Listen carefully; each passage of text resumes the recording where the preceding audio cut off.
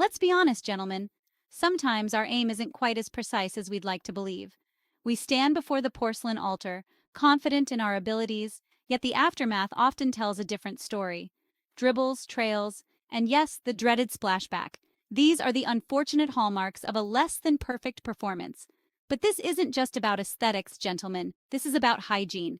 We've all been there, hastily finishing our business without a second thought for the microscopic consequences. But what we often fail to consider is the hidden world teeming within our toilet bowls. A veritable galaxy of bacteria lying in wait to be launched into the air, onto our bathroom surfaces, and even onto ourselves. Let us view the act of urination not as a mundane bodily function, but as an opportunity for precision, for hygiene, and yes, even for artistry. After all, a clean bathroom reflects a clean mind. The toilet bowl, a seemingly sterile environment, gleaming white and pristine. But beneath this facade lies a microscopic world teeming with life, bacterial life to be precise, and every flush, every errant splash, sends these microscopic passengers airborne, embarking on a journey that could land them on your toothbrush, your towel, or even your face. This phenomenon, known as toilet plume, is well documented in scientific literature. Studies have shown that flushing a toilet can aerosolize fecal matter and associated bacteria, propelling them as high as 6 feet into the air. These microbial hitchhikers can survive on surfaces for hours, even days, posing a potential health risk. While our bodies are equipped to handle a certain level of bacterial exposure, excessive contamination can overwhelm our defenses. So, the next time you step up to the porcelain throne, remember this. You're not just relieving yourself, you're engaging in a microscopic battle. Gentlemen, let's face it, the toilet bowl isn't our enemy. It's a loyal companion on our hygiene journey. And like any good companion, it deserves our respect. The key to minimizing splashback lies in understanding the physics at play. When a stream of urine hits a hard, non-absorbent surface like porcelain, it doesn't just disappear. It breaks up into smaller droplets, scattering in all directions. The ideal target is the lower, rear portion of the bowl, where the porcelain slopes downwards towards the water. This minimizes the angle of impact, reducing splashback and keeping those pesky bacteria at bay. Think of it like a game of darts, but instead of aiming for the bullseye, we're aiming for the lower quadrants. The age-old debate to sit or to stand. It's a question that has plagued mankind for generations, sparking countless arguments and dividing households across the globe.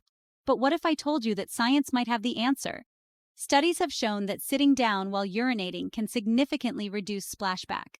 This is because, in a seated position, the stream of urine travels a shorter distance and at a less acute angle, minimizing its impact force and subsequent scattering. This means fewer airborne droplets, less surface contamination, and a lower risk of spreading those unwanted bacteria. But the benefits of sitting extend beyond hygiene. For men of a certain age, those who might be experiencing the joys of an enlarged prostate, sitting down can actually make the process easier and more complete. This is because sitting relaxes the pelvic muscles, allowing for a freer flow of urine. So there you have it.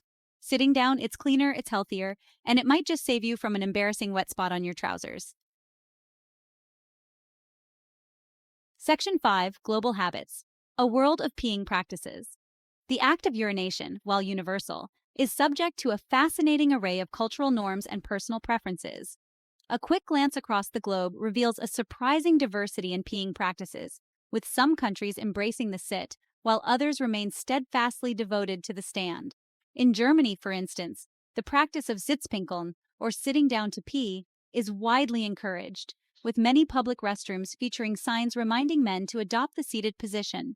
Similarly, in Japan, sitting down to urinate is considered polite and hygienic, particularly in private homes. Meanwhile, in countries like the United States and the United Kingdom, standing up to pee remains the dominant norm, although there's a growing movement advocating for the hygiene and health benefits of sitting down.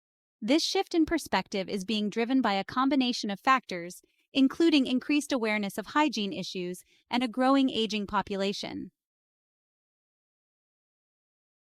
Section 6, BPH and Beyond. The sitting solution. As men age, our bodies undergo a variety of changes, some more welcome than others. One such change, affecting a significant portion of the male population, is benign prostatic hyperplasia, or BPH. This condition, characterized by an enlarged prostate, can lead to a range of urinary symptoms, from weak flow and dribbling to frequent urination and difficulty emptying the bladder. While BPH is not typically a serious health threat, its impact on quality of life can be significant. But here's where the simple act of sitting down can make a world of difference. Studies have shown that sitting down while urinating can help alleviate some of the symptoms associated with BPH. This is because sitting relaxes the pelvic muscles, reducing pressure on the urethra and allowing for a freer flow of urine. Section 7. A Throne of Contemplation. Reconsidering the porcelain perch. For many of us, the bathroom is a sanctuary, a place of solitude and, dare I say, reflection. It's where we begin and end our days, where we attend to our most basic needs, and where we're often left alone with our thoughts. But how often do we truly appreciate this space for what it is? The next time you step into your bathroom, I invite you to pause for a moment. Take in the quiet hum of the fan, the gentle glow of the light, the cool touch of the tile floor beneath your feet. This is your domain, a place where you can let go of the stresses of the day and simply be. Now approach the porcelain throne, not with haste or indifference, but with a sense of purpose.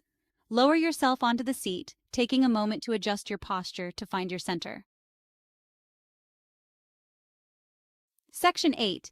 The Ripple Effect, Splashback, and Relationships. Gentlemen, let's be honest. Sharing a bathroom can be a delicate dance. Whether it's with a significant other, a roommate, or a family member, maintaining a harmonious bathroom environment requires a certain level of consideration. And one of those unspoken rules, the one we often fail to acknowledge, is the ripple effect of our bathroom habits. A misplaced splash here, a stray droplet there. These seemingly insignificant acts can have a surprisingly profound impact on our relationships. Imagine this. You've just finished using the bathroom, emerging feeling refreshed and confident. But as your partner enters, their face contorts into an expression of disgust. They point to the toilet seat, speckled with unsightly droplets, a testament to your less than stellar aim. 7, 6, 5, 4, 3, 2, 1. Section 9. Public restrooms, navigating the shared space. Public restrooms, those often dreaded, always necessary fixtures of modern life. They are places of anonymity and vulnerability, where we're forced to confront our most basic bodily functions in close proximity to strangers. It's no wonder that public restrooms often evoke feelings of anxiety, disgust, and even fear. But amidst the unpleasant odors, the questionable hygiene practices, and the ever-present threat of a malfunctioning toilet, there lies an opportunity to rise above the fray, to be a beacon of sanitation and consideration in a sea of indifference. Gentlemen, I propose a challenge. Let us make a conscious effort to be better bathroom citizens. Section 10. Beyond hygiene. The environmental impact. The act of urination, while seemingly insignificant on a global scale, actually has a surprisingly large environmental footprint. From the water used to flush our toilets to the chemicals used to treat our wastewater, every trip to the bathroom has an impact on our planet. One such choice, surprisingly enough, involves our peeing posture. Studies have shown that sitting down to urinate can actually save water by reducing splashback and the need for excessive flushing.